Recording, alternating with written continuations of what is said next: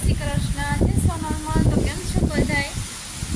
જો આજે છે 11મી અને આજનો તો ઉપવાસ હોય 11મીનો, એટલે હવે મારે આ પવનને બહુ છે ને, મૂકો ચૂલે છે ને વેફર બનાવી નાખો.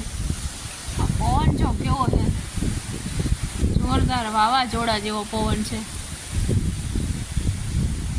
એવી ઠંડી લાગતી હતી, હું ચૂલો પેટાવું ને ત્યાં બનાવું વેફર ને એવું બધી. હું બનાવું છું વેફર, થોડીક બની ગઈ અને હજી અહીં બને છે ચૂલે થોડીક. કે પવન બહુ છે ને એટલે તાપ બહુ નથી લાગતો, ધીમે ધીમે થાય આમાં, ધીમું ધીમું. પાછી લાઇટે નથી, વરસાદ તો નથી પણ પવન બહુ છે ને લાઇટે કાપી નાખીએ.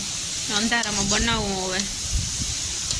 એમાં એવું છે કે બત્તીએ પાછી ચાર્જિંગ નથી બત્તીમાં, તો અંધારામાં જેમ તેમ પવનનું બધું પડી છે. હવે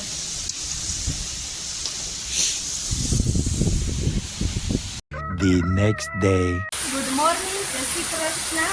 પહેલાં તો કેવો વરસાદ આવે અમારા ગામમાં કેવો છે એ પહેલાં ખાસ કમેન્ટ કરીને કહેજો. મારે જો અહીંયા કેવો વરસાદ આવે, ધોધમાર વરસાદ ને પવન તો જો કે કાલનો છે એવો ને એવો બને જ નથી થયો. વરસાદ તો જો ફરિયામાં પાણી ભરાઈ ગયા.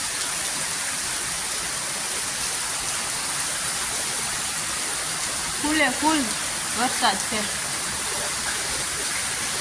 બારે નીકળે એમ નથી, કારણ કે વરસાદ જ એવો છે, પાણી જ ભર્યું બધીમાં.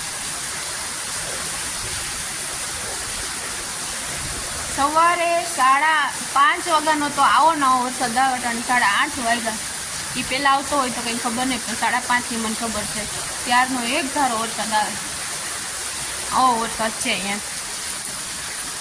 ફૂલ બધા ભરાઈને છલકાઈને વયા ગયા, કુંડા અને બધું. વરસાદ થોડો કેવો ધીમો પડ્યો હવે. અહીંયા પાણી તો જો જાય, ફૂલ પાણી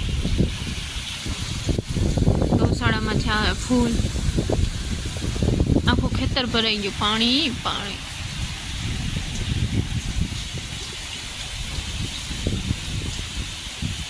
વરસાદ બંધ થવાનું નામ નથી લેતો અને એટલું સૂટ પાણી આવે.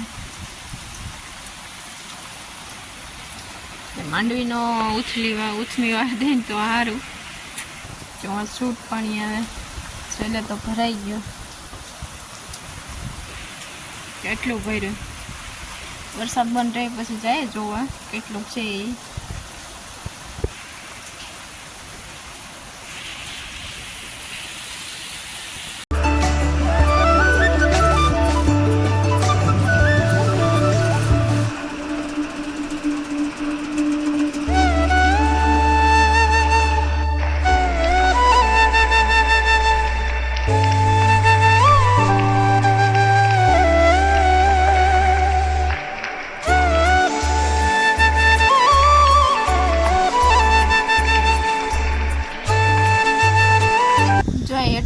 હેઠળ ભાગમાં પાણી ભરાઈ ગયું, બહુ દેખાય નહીં. અડધા ખેતરમાં ભરાઈ ગયું પાણી, એટલો વરસાદ આવ્યો. અમારા ખેતરમાં જ છે વધારે, બીજા ખેતરમાં નથી બહુ દેખાતું. જોતા એટલું તો અહીંયા ભર્યું.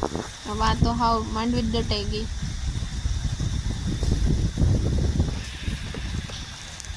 જોઈ લ્યો આ પાણી, થોડોક વરસાદ ધીમો રહ્યો, બાકી ચાલુ તો છે જ હજી. અહીંયા જોઈ લ્યો ફૂલ પાણી છે ગૌશાળામાં, આખું પાણી ભર્યું. અહીં તો જો પાણી.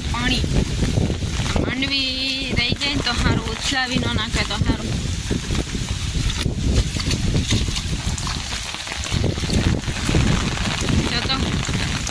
આ તો જો નારિયેળના ખામણા ભરાઈ ગયા. આટલો વરસાદ હશે ક્યાંય. આ તો જાય તો દરિયો ભર્યો, દરિયો.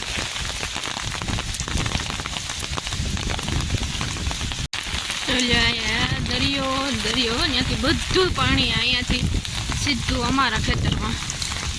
ખેતર જો આખા ભરાઈ ગયા પાણીના. તો અહીંયા પાણી જાય, સૂટ પાણી જાય.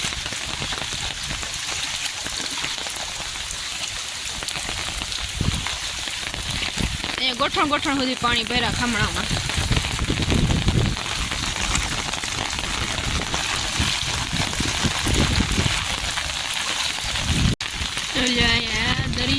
દરિયો ત્યાંથી બધું પાણી અહીંયાથી સીધું અમારા ખેતરમાં. ખેતરું જો આખા ભરાઈ ગયા પાણીના. તો અહીંયા પાણી જાય, શુદ્ધ પાણી જાય.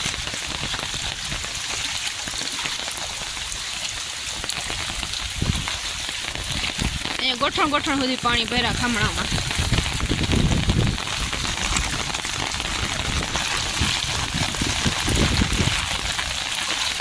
એટલો વરસાદ કોઈ દી નથી થયો.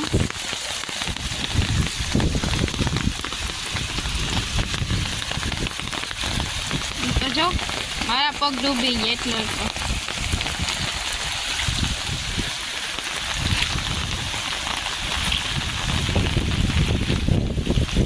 એ જાણે નદી.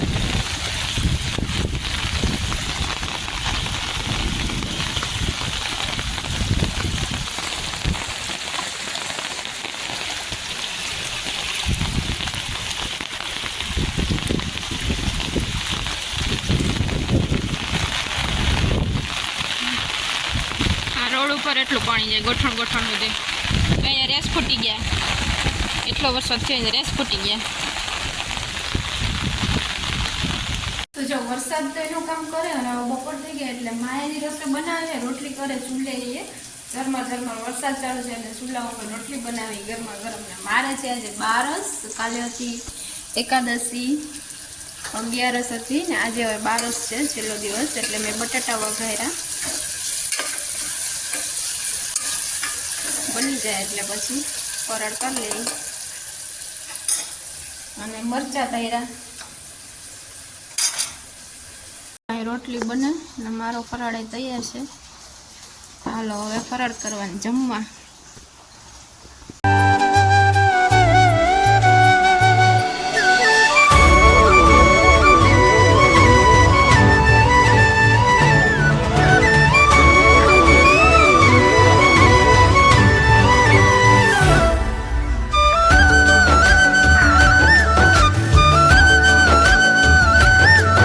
તો જો વાગી ગયા છે ઘડિયાળમાં 6:30 અને વરસાદે ઝીણો ઝીણો ચાલુ જ છે. સાંજનો ટાઈમ થઈ ગયો અને મારે બનાવી છે હવે રસોઈ. એમાં ખીચડી બનાવી એક તો અને એક બીજું બનાવવું છે ભજીયા. તો જો ભજીયાની તૈયારી કરી મેં. આ છે અળવીના પાન એટલે કે પાત્રાના પાન. આવા આ પાન છે એનું ચૂરણ કર્યું અને આમાં મેથી પલાળી, આમાં મરચાં અને આદુ. બસ હવે ખીરું કરી અને ભજીયા બનાવવા.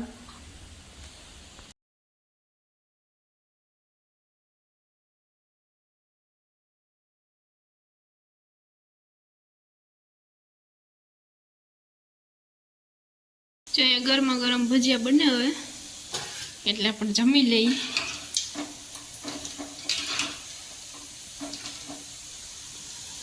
અહીંયા ભજીયા બને સીટી વાગે ઓલામાં ખીચડીમાં. અને અહીંયા ચટણી બનાવી. આ ચટણી દહીંમાં નાખીને ખાવાની છે. ઠંડી ઠંડી છાશ. આજનો વિડીયો ગમ્યો હોય તો લાઈક કરી દેજો, શેર કરી દેજો, કમેન્ટ કરી દેજો. મળશું નેક્સ્ટ બ્લોગમાં. ત્યાં સુધી આવજો. બાય.